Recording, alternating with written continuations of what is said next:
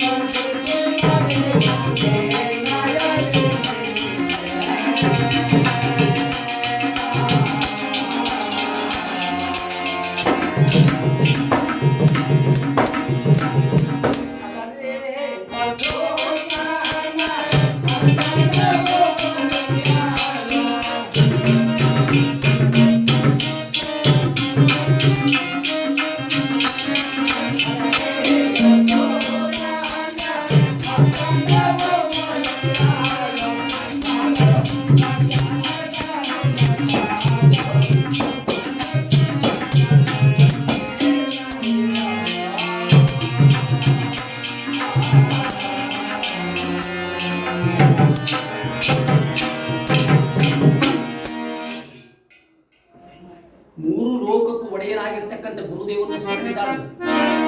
ಗುರುದೇವ, ಈ ರಾಜ ವಿಕ್ರಮನ ಕಥಾಭಾಗದಲ್ಲಿ ಯಾವ ತಪ್ಪು ನಪ್ಪುಕೊಳ್ಳುವಾಗಾಗಿ ನನ್ನನ್ನು ಕಾಪಾಡಿ ನರ ಸೇರಿಸುತ್ತಂದೆ ಎಂಬುದಾಗಿ ಗುರುದೇವರನ್ನು ಸ್ಮರಣೆ ಮಾಡಿ ಮುಂದೆ ಕಲಿಯುಗದಲ್ಲಿ ಉಜ್ಜಯಿನಿ ಹರಸ ವಿಕ್ರಮರಾಜ ಸಾರ್ವಭೌಮ ಚಕ್ರವರ್ತಿ ಎಂಬುದಾಗಿ ಇರುವ ಕಥಾಭಾಗವನ್ನು ಆ ವಿಕ್ರಮರಾಜನ ಚರಿತ್ರೆಯನ್ನು ಮುಂದೆ ಹೊಗಳ್ತಾ ಇದ್ದಾರೆ. ಯಾವ ರೀತಿಯಾಗಿ ಕಲಿಯುಗದಿರುವಲ್ಲ ಒಂದು ತರ ಜನ್ಮ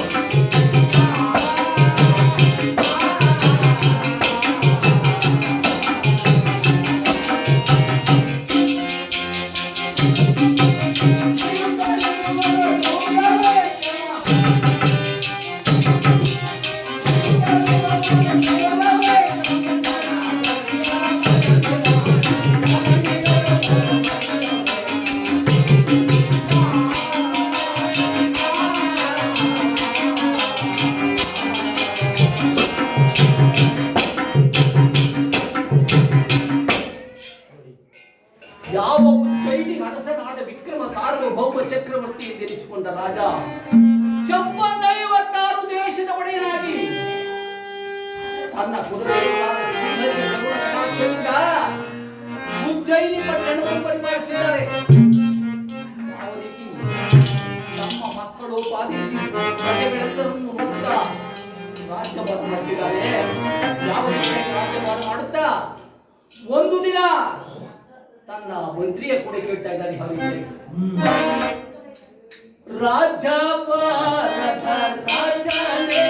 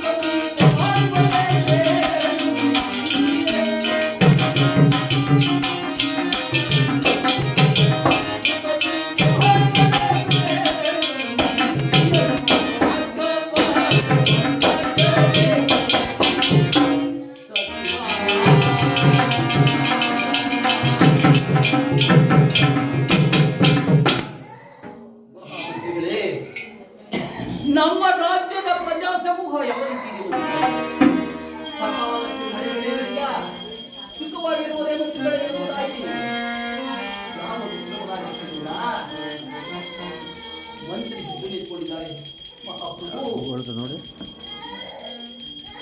ಊಟ ಮಾಡಿ. ಶ್ರೀಹರಿಯ ಕರುಣ ಕಟಾಕ್ಷದಿಂದ ಊಟ ಆಯ್ತು ಮಸ. ನಿಮ್ಮ ಆಳ್ವಿಕೆಯಿಂದ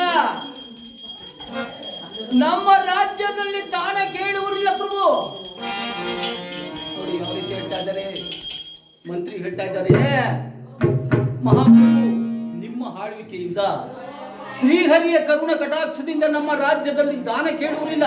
ಅಂದ್ರೆ ಬಡವರಿರುವಂತೆ ಆ ರಾಜ್ಯಭಾರ ಮಾಡುವಾಗ ವಿಕ್ರಮರಾಜ ಬಡವರಿದ್ದಂತೆ ದಾನ ರಾಜ್ಯಭಾರ ಮಾಡುವುದು ಹಾಗೆ ಹೇಳಿದ್ದಾರೆ. ಆಗ ಮಂತ್ರಿ ಯಾವ ಮಂತ್ರಿಯ ಮಾತನ್ನು ಕೇಳಿದ ರಾಜ ಮನಸ್ಸಿನಲ್ಲಿ ಸಂತೋಷಗೊಂಡಿದ್ದಾರೆ. ಮಂತ್ರಿಗಳೇ, ನಮ್ಮ ರಾಜ್ಯದ ಪ್ರಜಾಸಮೂಹ ಆ ರೀತಿ ಇದೆಯೇ ಎಂಬುದಾಗಿ ಹೇಳಿ ತನ್ನ ಸಿಂಹಾಸನ ಮೇಲೆ ಕುಳಿತುಕೊಳ್ಳುವಾಗಿ ಸರಿಯಾಗಿ ನೋಡಿ. ಆಗ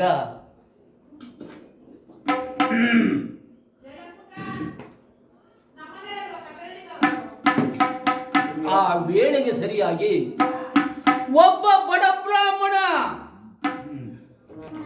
ದಾರಿದ್ರ್ಯರೂಪನಾಗಿ ಯಾವ ರೀತಿ ಉಜ್ಜಯಿನಿ ಅರಸನಾದ ವಿಕ್ರಮರಾಜನ ಸಭಾಸ್ಥಾನಕ್ಕೆ ಬಂದಿದ್ದಾರೆ ನೋಡಿ. ಯಾವ ರೀತಿ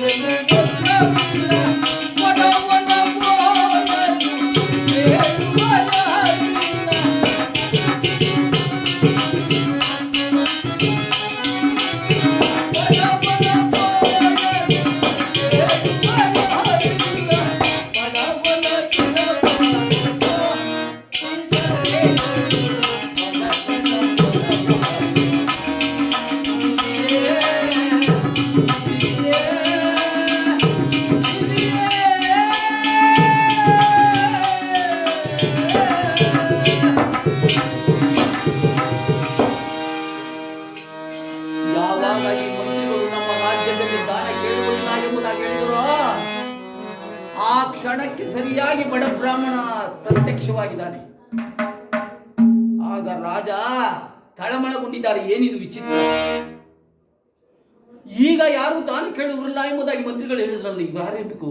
ಅಯ್ಯ ಮಂತ್ರಿಗಳು ಯಾರಿವರು? ವಿಚಾರ ಮಾಡಿ ಜಲ್ದಿ. ಈಗ ತಾನೇ ದಾನ ಕೇಳುವರಿಲ್ಲ ಎಂಬುದಾಗಿ ಹೇಳಿದ್ರಲ್ಲಿ ಯಾರಿವರು? ಆಗ ಮಂತ್ರಿ ಎದ್ದು ನಿಂತ್ಕೊಂಡು ಕೇಳ್ತಿದ್ದಾರೆ, ಅಯ್ಯ ಯಾರಪ್ಪ ನೀನು ಪಂಡಿತೋತ್ತಮ, ನೀನು ಈ ರೀತಿ ಆಗಲು ಕಾರಣವೇನು? ಯಾರು ನೀನು?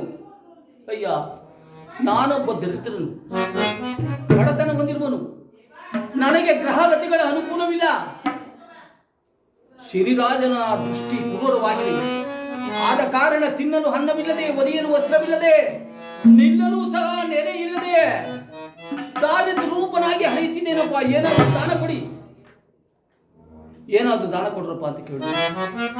ಆಗ ರಾಜ ಹೇಳ್ತಿದ್ದಾರೆ, ಮಂತ್ರಿಗಳೇ, ನಮ್ಮ ರಾಜ್ಯದಲ್ಲಿ ನಮ್ಮ ತಂದೆ ತಾತಂದಿರ ಕಾಲದಿಂದ ಬಡವರಿಗೆ ಯಾವ ರೀತಿಯಾಗಿ ದಾನ ಕೊಡ್ತಿದ್ರು ಅದೇ ರೀತಿ ದಾನ ಕೊಡಿ ಅಂದ್ರಂತೆ. ನೋಡಿ, ಅವಾಗ ದಾನ ಕೊಡ್ತಿದ್ರಂತೆ. ಯಾವ ರೀತಿ ದಾನ ಕೊಡ್ತಿದ್ರಂತೆ ಅಂದರೆ, ಒಂದು ದಪ್ಪ ಕುಂಬಳದಣ್ಣನ್ನು ತೆಗೆದುಕೊಂಡು ಅದರ ತೊಟ್ಟನ್ನು ತೆಗೆದು ಅದರ ತುಂಬ ನವರತ್ನವನ್ನು ತುಂಬಿ ಯಾರಿಗೂ ಗೋಚರವಿಲ್ಲದಂಗೆ ಅದೇ ರೀತಿ ತೊಟ್ಟನ್ನು ಮೂರು ಮಾಡಿ ಕೊಡ್ತಿದ್ರಂತೆ. ಯಾಕೆಂದ್ರೆ ತಗೊಂಡು ಮನೆಗೆ ಹೊಡಿತಾರೆ, ಅವಾಗ ನವರತ್ನ ಸಿಕ್ಲಿ ಅಂತ ಕೊಡ್ತಿದ್ರಂತೆ. ಅದೇ ರೀತಿ ದಾನ ಕೊಡ್ರಪ್ಪ ಅಂದ್ರು. ಅದೇ ರೀತಿ ಭಂಡಾರದ ಬಳಿಗೆ ಹೋಗಿ ಒಂದು ದಪ್ಪ ಕುಂಬಳದನ್ನು ತೆಗೆದುಕೊಂಡು ತೊಟ್ಟನ್ನು ತೆಗೆದು ಒಳಗಡೆ ಇರ್ತಕ್ಕಂಥ ತಿರುಳೆಗಳನ್ನು ತೆಗೆದು ಅದರ ತುಂಬ ನವರತ್ನವನ್ನು ತುಂಬಿದ್ದಾರೆ. ತುಂಬಿ ಅದೇ ರೀತಿ ತೊಟ್ಟನ್ನು ಮೂರು ಮಾಡಿ ಆ ಬಡ ಬ್ರಾಹ್ಮಣನ ಕೈ ತಂದು ಕೊಟ್ರಂತೆ. ಆಗ ಆ ಬಡ ಬ್ರಾಹ್ಮಣ ಕುಂಬಳಕಾಯಿ ನೋಡ್ತಿದ್ದಾನೆ. ಏನಾದರೂ ಊಟ ಕೊಡ್ರಪ್ಪ ಅಂತ ಕುಂಬಳಕಾಯಿ ಕೊಡ್ತಾವ್ರ. ಅವನಿಗೆ ಇನ್ನ ಪರಮಾತ್ಮನ ಕ್ರೂರ ದೃಷ್ಟಿ ಕಳೆದಿರಲಿಲ್ಲ. ಅವ್ರು ಅದು ಒಂದು ಏನು ಕೊಟ್ಟಿದ್ದೀವಿ ಅಂತ ಹೇಳಕ್ಕಿಲ್ಲ. ಆಗ ಏನಪ್ಪ ಮಾಡೋದು, ಈ ಕುಂಬಳಕಾಯ ಎಲ್ಲಿ ತಗೊಂಡು ಬೇಯಿಸ್ಕೊಂತೀವಿ, ಮನೆ ಇಲ್ಲ, ಮಠವಿಲ್ಲ, ಬೇಯಿಸಲು ಪಾತ್ರೆಗಳು ಮೊದಲಾಗಿ ಇಲ್ಲಿ ಏನು ಮಾಡಲಿ? ಈಗ ಹೆಗಲ ಮೇಲೆ ಉತ್ಕೊಂಡು ಹೋಗ್ತಾ ಇದ್ದಾನೆ. ನೋಡಿ, ಹೋಗ್ತಾ ಇದ್ರೆ ಈ ರೋಡ್ನಲ್ಲಿ ಆ ಕಡೆ ಈ ಕಡೆ ಅಂಗಡಿ ಸಾಲುಗಳು, ಯಾರು ವರ್ತಕರ ಅಂಗಡಿಗಳಿಗೆ ಜಾಸ್ತಿ ಇದ್ದು, ಅವ್ರಿಗೆ ಕುಂಬಳಕಾಯಿ ಅಂದರೆ ಭಾರಿ ಇಷ್ಟ. ಆಗ ಒಬ್ರು ಕೇಳ್ತಾರೆ, ಯಾಕೆ ಕುಂಬಳಕಾಯಿ ಕೊಡ್ತೇನಪ್ಪ ಅಂದರು. ಆಯ್ತು ಸ್ವಾಮಿ ಕೊಡ್ತೀನಿ, ನಾನು ಇನ್ನೇನು ಮಾಡ್ಕೊಳ್ಳಿ, ಕೊಡ್ತೀನಿ ಸ್ವಾಮಿ. ಎಷ್ಟಪ್ಪ ದುಡ್ಡು ಅಂತ ಕೇಳಿದ್ರಂತೆ. 4 ಆಣೆ ಕೊಡಿ ಸ್ವಾಮಿ ಸಾಕು. ಅವಾಗ 4 ಆಣೆ 40,000 ಇದ್ದಂಗೇನು. 4 ಆಣೆ ಕೊಟ್ಟರು. ಅವರು ಕುಂಬಳಕಾಯಿ ಎತ್ಕೊಂಡು ಮಡಿಕೊಂಡ್ರು ಒಳಗೆ. ನೋಡಿ, ಅಷ್ಟೊಂದು ಬೆಲೆ ಬಾಳುವ ನವರತ್ನ ತುಂಬಿರೋ ಆ ಕುಂಬಳಕಾಯಿ 4 ಆಣೆ ಮಾರ್ಕೊಂಡ್ಬಿಟ್ಟಂತೆ. ಅಲ್ಲಿಗೆ ಪರಮಾತ್ಮನ ಕ್ರೂರ ದೃಷ್ಟಿ ಇನ್ನೂ ಕಳೆದಿರಲಿಲ್ಲ ಅವನಿಗೆ. 4 ಆಣೆಗೆ ಮಾರ್ಕೊಂಡು ಪುನಃ ನಾಳೆ ಆ ಕುಂಬಳಕಾಯಿಲಿ ಏನೋ ಆಗುತ್ತೋ, 4 ಆಣೆಲಿ ಏನೋ ಊಟ ಮಾಡ್ಕೊಂಡ, ಹೋಟ್ಲಿಗೆ ಹೋಗಿ ಊಟ ಮಾಡ್ಕೊಂಡ. ನಾಳೆ ದಿನ ಪುನಃ ರಾಜಸ್ಥಾನಕ್ಕೆ ಬರಬೇಕಾದ್ರೆ ನೋಡಿ ಇಲ್ಲಿ ಏನಾಗಿದೆ, ಪರಮಾತ್ಮನ ಕ್ರೂರ ದೃಷ್ಟಿ ರಾಜ ವಿಕ್ರಮನ ಜನ್ಮರಾಶಿಗೆ ಬರಬೇಕು ಅಂತ ಬಹಳ ದಿನದಿಂದ ಕಾಯ್ಕೊಂಡಿದ್ರಂತೆ ಪರಮಾತ್ಮ. ಒಂದು ಎಳ್ಳಿನ ಮನೆಯಷ್ಟು ಆತನಿಂದ ಯಾವ ಸುಳಿವು ಕಂಡಿರಲಿಲ್ವಂತೆ. ಬಹಳ ದಿನದಿಂದ ಕಾಯ್ಕೊಂಡಿದ್ರಂತೆ ಪರಮಾತ್ಮ. ರಾಜ ವಿಕ್ರಮರಾಜನ ಸಭಾಸ್ಥಾನದ ಮಂದಿರದಲ್ಲಿ ಒಂದು ವಟವೃಕ್ಷದಲ್ಲಿ ಕಾಯ್ಕೊಂಡು ಕೂತಿದ್ರಂತೆ. ಈ ವೇಳೆ ಅವರಿಗೆ ಗೊತ್ತಾಗೋಯ್ತು, ಈ ಬಡ ಬ್ರಾಹ್ಮಣ ನಿಲ್ಲಿಸಿ ಕಳಿಸಿದೆ ಅವರಿಗೆ. ಆಗ ಬಡ ಬ್ರಾಹ್ಮಣ ಪುನಃ ನಾಳೆಗೆ ಬಂದಲ್ಲ, ಆ ಬಡ ಬ್ರಾಹ್ಮಣನ ಮನಸ್ಸಿಗೆ ಸೇರ್ಕೊಂಡ್ಬಿಟ್ರಂತೆ.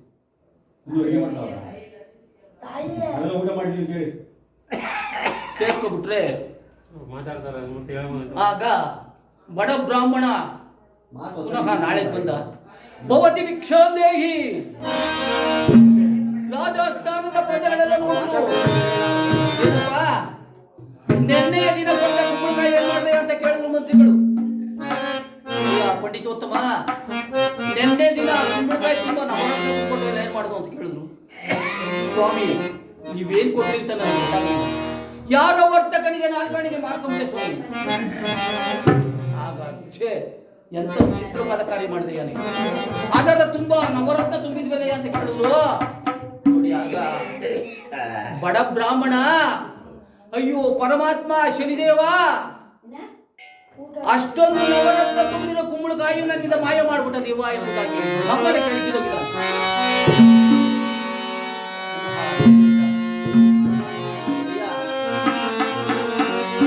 ಈಗ ನಿನ್ನ ಬಡತನ ಹೋಗ್ಬೇಕಾದ್ರೆ ನಾನು ಏನ್ ಮಾಡ್ಬೇಕು ಅಂತ ಕೇಳ್ತಾ ಇದ್ದಾರೆ. ರಾಜ ಕೇಳಬೇಕಾದ್ರೆ, ಸ್ವಾಮಿ ನೀವು ಅಂತ ರಾಜ್ಯ ಕೊಟ್ಟರು ನಿಮ್ಮ ಬಡತನ ನನ್ನ ಬಡತನ ಹೋಗಕ್ಕಾಗಲ್ಲ. ಏನಾದ್ರು ಊಟ ಕೊಟ್ಬಿಡಿ ಸ್ವಾಮಿ, ಹೊಟ್ಟೆ ತಿನ್ನಿ. ಊಟ ಕೊಡಕ್ಕೆ ಹೇಳ್ತಾ ಇಲ್ಲ, ಮಾತಾಡ್ತಾರಲ್ಲ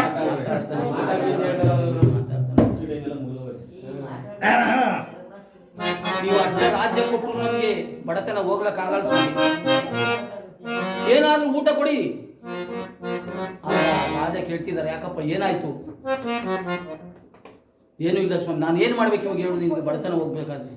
ಸ್ವಾಮಿ ನನ್ನ ಬಡತನ ಯಾರು ದಾರಿ ಏರಿಸ್ಕೋತಾರೋ ಆಗ ಆ ಬಡತನ ಹೋಗ್ತದೆ, ನಿಮ್ಮ ಕೈಲಿ ಆಗಲ್ಲ, ಅದು ಬೇಡಿ ಬಿಡ್ರಿ, ಏನಾದ್ರು ಊಟ ಕೊಡ್ರಿ.